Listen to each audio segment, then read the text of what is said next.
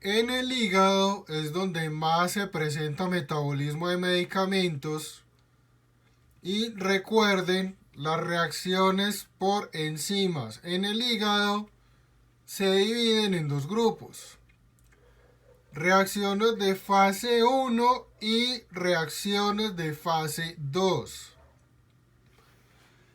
Las reacciones de fase uno son de oxidación, reducción, hidroxilación. Y esas reacciones están más relacionadas con las enzimas del citocromo P450. Las reacciones de fase 2 son de conjugación.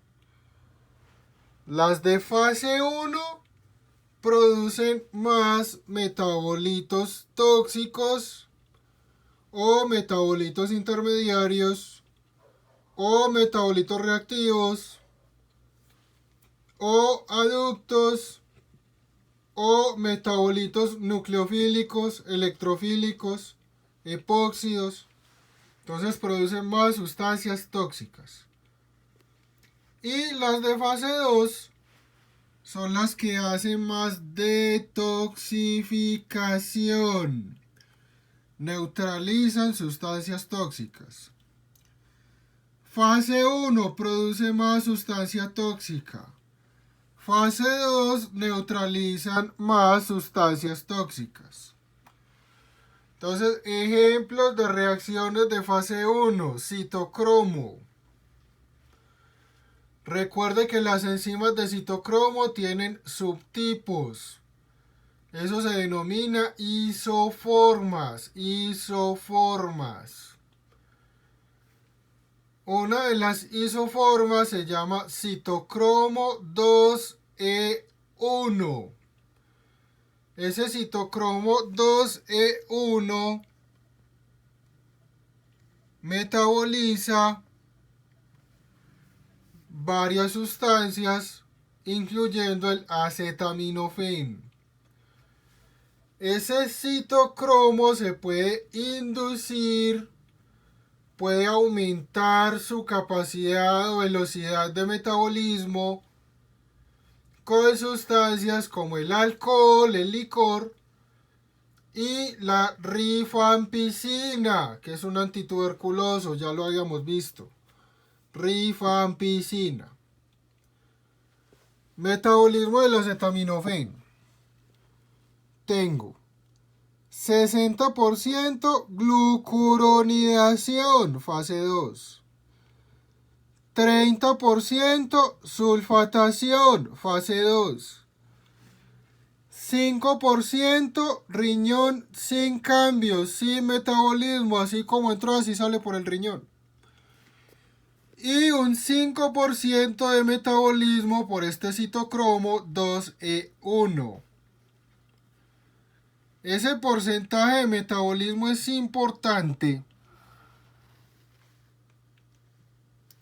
porque ese citocromo 2E1 con el acetaminofén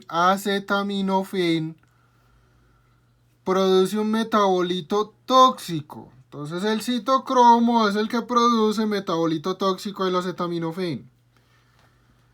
Ese metabolito se denomina N-amino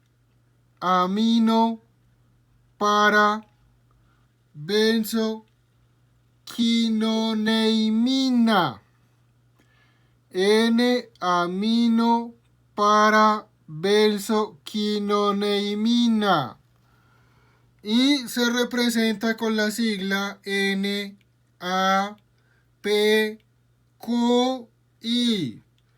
NAPQI o NAPQI. Ese metabolito es hepatotóxico. Ojo con los pacientes, por ejemplo, alcohólicos. Los alcohólicos inducen este citocromo 2E1 y si les prescriben o les dan acetaminofén, forman más el N-amino para benzoquinoneimina NAPQI y pueden hacer más fácil daño hepático. Segundo caso, Ojo con los viejitos. Los pacientes ancianos tienen menos glutatión. El glutatión, que es de fase 2, es el que neutraliza el NAFQI. Si el paciente tiene menos glutatión, puede acumular el NAFQI y puede hacer una toxicidad crónica, después de estar recibiendo varios días el acetaminofén en forma continua, seguido. Este citocromo 12.1 también metaboliza otras sustancias como el benceno, hidrocarburo aromático, las nitrosaminas, exposición por fabricación de plástico y similares. Recuerden, forma metabolito tóxico, cáncer de hígado, de vejiga. Y una sustancia que ya está prohibida en todo el mundo, se supone que ya no se usa, que se llama tetracloruro de carbono. Ese tetracloruro de carbono también forma metabolitos tóxicos.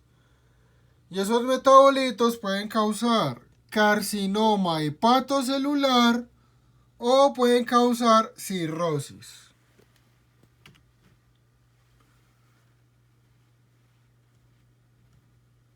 Lo que observan en la imagen es un hongo que se denomina amanita. La de la foto específicamente es Amanita phalloides.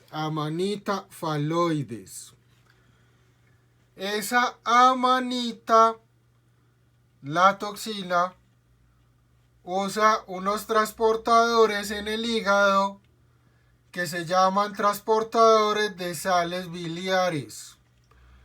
Esos transportadores favorecen que se acumule en el hígado y esa toxina causa daño hepático.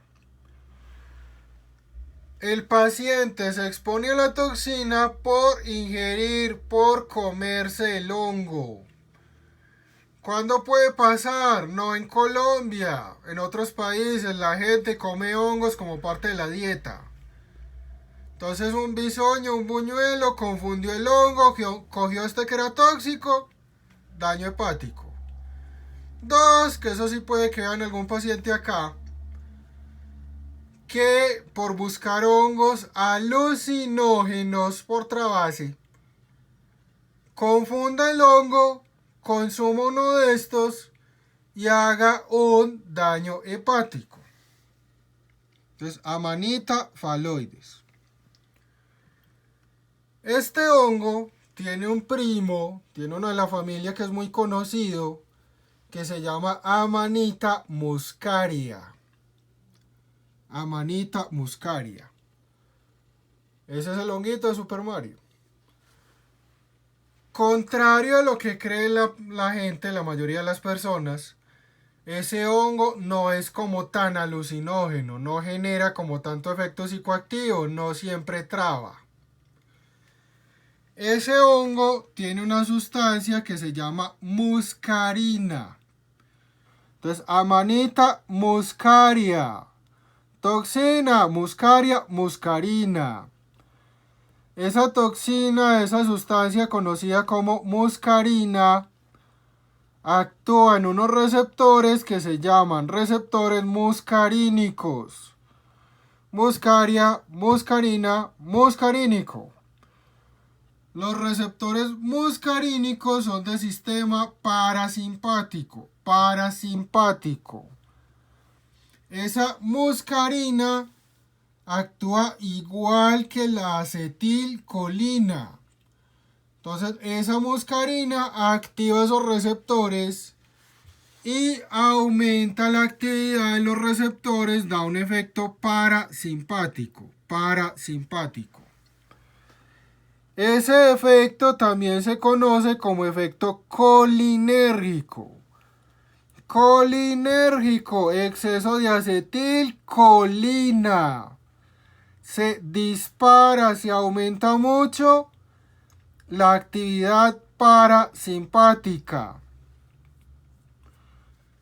Eso entonces da un cuadro o se asocia con un cuadro clínico que se denomina cuadro colinérgico. Exceso de acetilcolina, hiperactividad del sistema parasimpático.